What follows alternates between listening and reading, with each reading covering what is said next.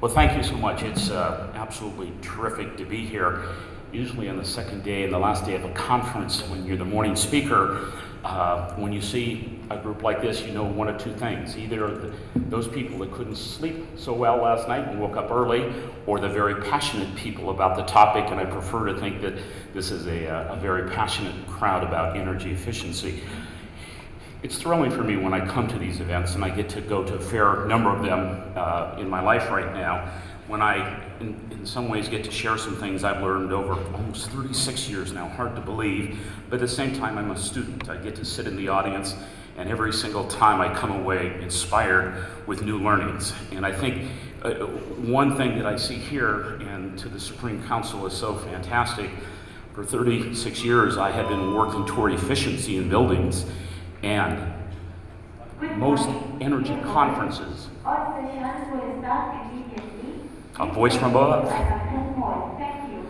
most energy conferences focus on the creation of energy, and it is so delightful to see how far the sustainability movement has come, because at a conference normally focused on energy creation, we're also talking about energy conservation and sustainability.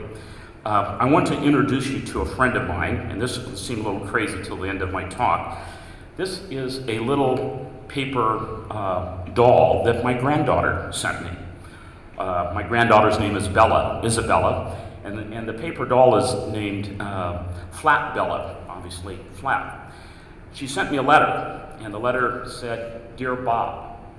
I'm not used to having my granddaughter call me Dear Bob, but she said, "We had a project in school where we were studying a book that was called Flat Stanley, and people took Flat Stanley on their travels around the world and documented where they went.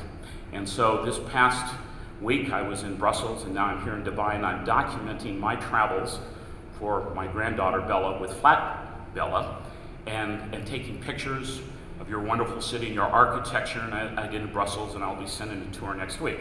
So you think that's a little crazy, but I'll show you at the end, maybe not so crazy. So I've entitled my talk today, "Writing the Green Wave," but first I always like to ask some questions. And I've asked this to about 10,000 people now. Is global warming a myth? Interesting. Okay, in 10,000 people, my count is now up to 8. Because we added 5 this morning that said global warming is a myth. I'm not an earth scientist. Maybe the right question should be, is mankind helping contribute to climate change? And maybe the debate should not be about global warming. There are some things that we do know. It is getting warmer. We can measure that. We're living longer. We know that. There are more people in cities, and certainly we're doing more business around the world. The world's population in 1950 was 2.55 billion. Today, it's about 6.8 billion. By 2050, it will be approaching 9 billion. There are more of us. In 1950, the average lifespan around the world was 46.2 years. What do we know about some of the megatrends and how it impacts cities? 1% of the Earth's surface, 50% of the world's population, 75% of the world's energy, and 75% of the CO2 emissions. There are many cities around the world. Some are in moderate transition from development.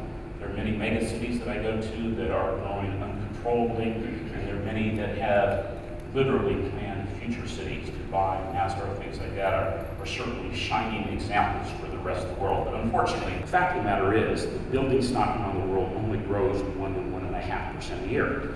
When I look out across your skyline, I see where a great deal of that growth is.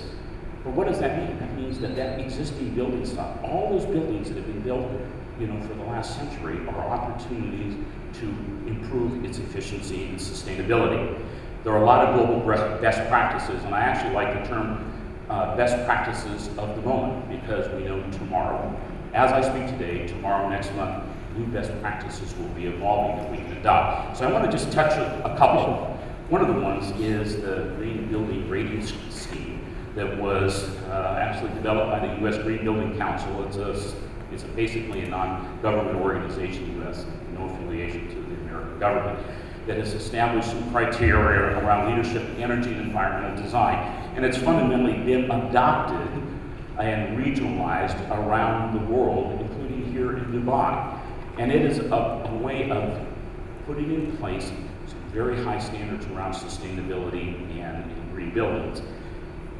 And the green building growth, whatever regional policy or standards are in place, is really taken off. It's so critically important that we make the new building stock as efficient as we can. And just in Leeds alone, there are actually 694 buildings that are registered here in Dubai for those standards. Well done, congratulations, that's terrific.